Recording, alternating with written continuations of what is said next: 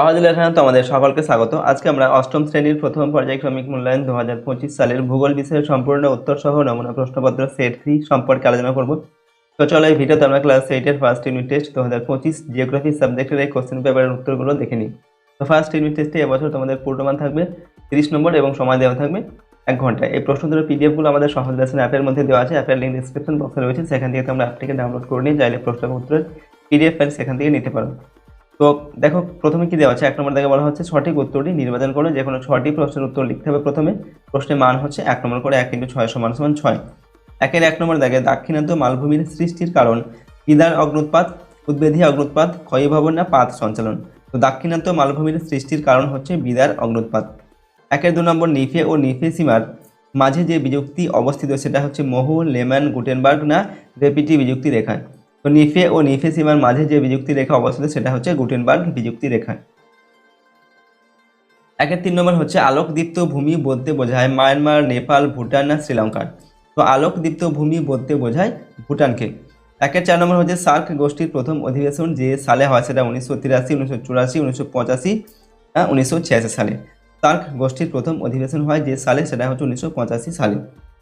পরের প্রশ্ন দেখো, 5 নম্বর দেখে মহাসাগরীয় ভূত্বক গ্রানাইট দ্বারা গঠিত, ব্যাসল্ট দ্বারা গঠিত, বেলে পাথর দ্বারা গঠিত, মার্বেল দ্বারা গঠিত।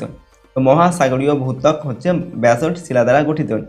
6 নম্বর পৃথিবীর গড় ঘনত্ব হলো 2.6 গ্রাম প্রতি ঘন সেন্টিমিটার, 5.5 গ্রাম প্রতি ঘন সেন্টিমিটার, 14 গ্রাম প্রতি ঘন সেন্টিমিটার না 7.5 গ্রাম প্রতি ঘন সেন্টিমিটার। তো পৃথিবীর গড় ঘনত্ব হচ্ছে 5.5 গ্রাম প্রতি ঘন সেন্টিমিটার। এরপর 7 নম্বর ভূত্বকে সর্বপ্রধান উপাদান হলো অক্সিজেন, সিলিকা, অ্যালুমিনিয়াম না লোহা। তো ভূত্বকে সর্বপ্রধান যে উপাদান সেটা হচ্ছে অক্সিজেন।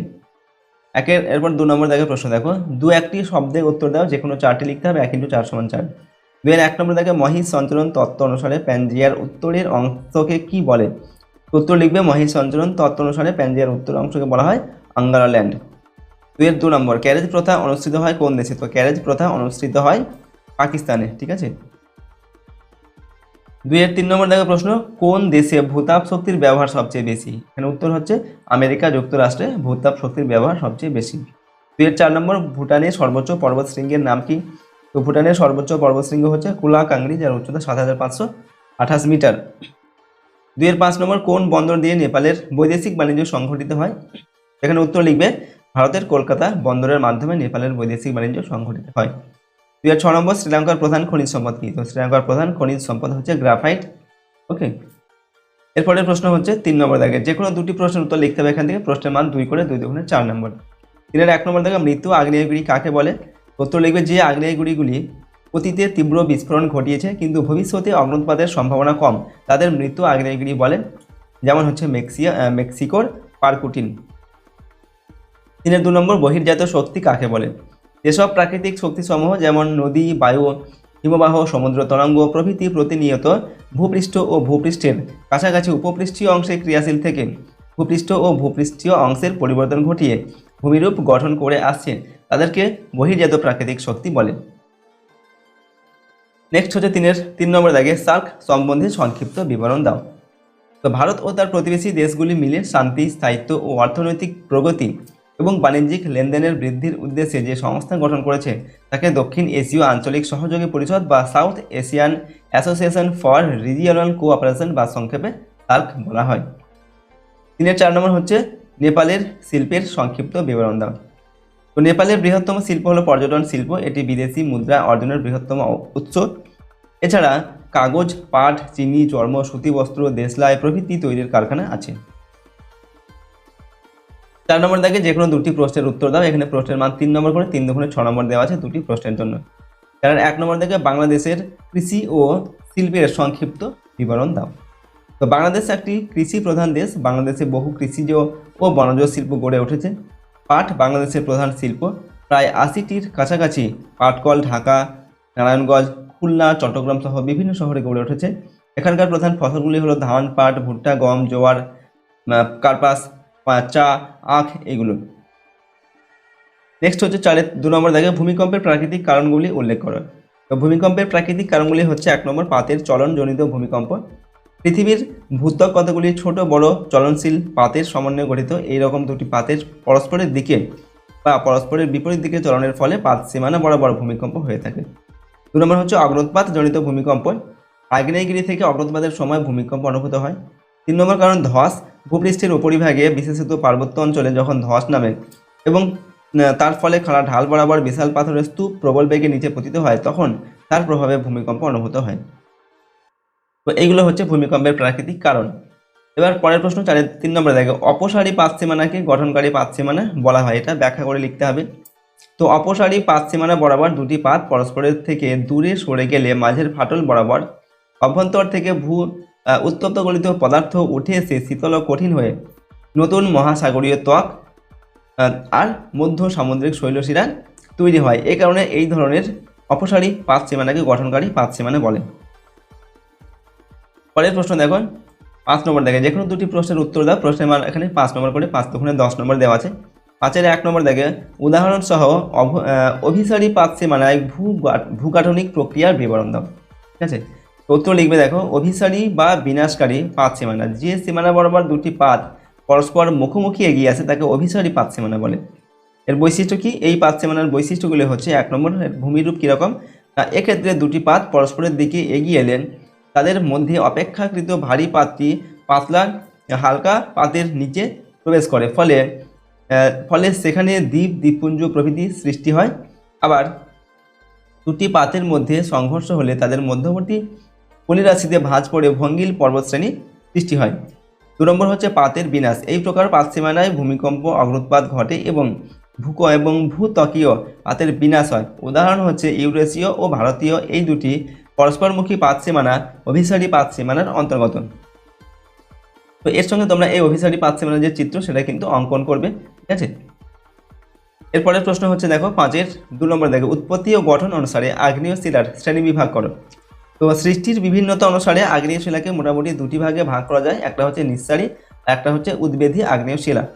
তো নিঃসারী আগ্নেয় শিলা কি না, ভূগর্ভের উত্তপ্ত গলিত পদার্থ বা ম্যাগমা অগ্নুৎপাতের সময় আগ্নেয়গিরির মুখ দিয়ে ভূপৃষ্ঠের উপর লাভা রূপে প্রবাহিত হওয়ার সময় ঠান্ডা বাতাসের সংস্পর্শে এসে শীতল ও কঠিন হয়ে যে আগ্নেয় শিলার সৃষ্টি করে তাকে নিঃসারী আগ্নেয় শিলা বলে। 2 নম্বর হচ্ছে উদ্বেধী আগ্নেয় শিলা। ভূগর্ভের উত্তপ্ত গলিত পদার্থ বা ম্যাগমা অনেক সময় ভূপৃষ্ঠে পৌঁছতে না পেরে ভূগর্ভের ভিতরেই বহু বছর ধরে ধীরে ধীরে জমে শীতল হয়ে কঠিন শিলায় পরিণত হয়। এই শিলাকে উদ্বেধী আগ্নেয় শিলা বলে।